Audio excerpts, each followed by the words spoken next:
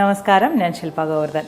നമ്മൾ ഗ്രഹദോഷ പരിഹാരത്തിനായി പ്രത്യേകമായ ഒരു കാര്യം പോയി ചെയ്യുന്നതിന് പകരം നമ്മുടെ ജീവിത ശൈലിയിൽ, നമ്മുടെ ഡെയിലി റുട്ടീനിൽ എന്തൊക്കെ കാര്യങ്ങൾ കൊണ്ടുവന്നാൽ ആ ഒരു ഗ്രഹത്തിൻ്റെ എനർജിയൊക്കെ ഒന്ന് ഇൻക്രീസ് ചെയ്യാൻ പറ്റും എന്നൊരു പെൺകുട്ടി ചോദിക്കുകയുണ്ടായി.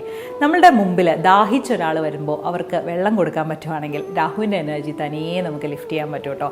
അതുപോലെ ആ വിശന്ന് വരുന്ന ആൾക്ക് ഭക്ഷണം കൊടുക്കുന്നതൊക്കെ ശനിക്കും രാഹുവിനും ഒക്കെ ഗുണകരമായ എനർജിയിലോട്ട് നമ്മളെ കൊണ്ടുവരാനായിട്ട് പറ്റും.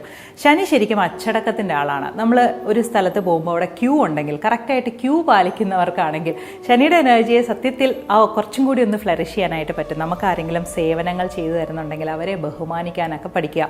ഇനി വ്യാഴത്തിൻ്റെ എനർജി കൂട്ടാനായി പല ആളുകളും ആരാധനാലയങ്ങളിൽ പോയി സേവ ചെയ്യുന്ന കണ്ടിട്ടില്ലേ, അതൊരു ഈശ്വരാനുഗ്രഹമാണ് കേട്ടോ.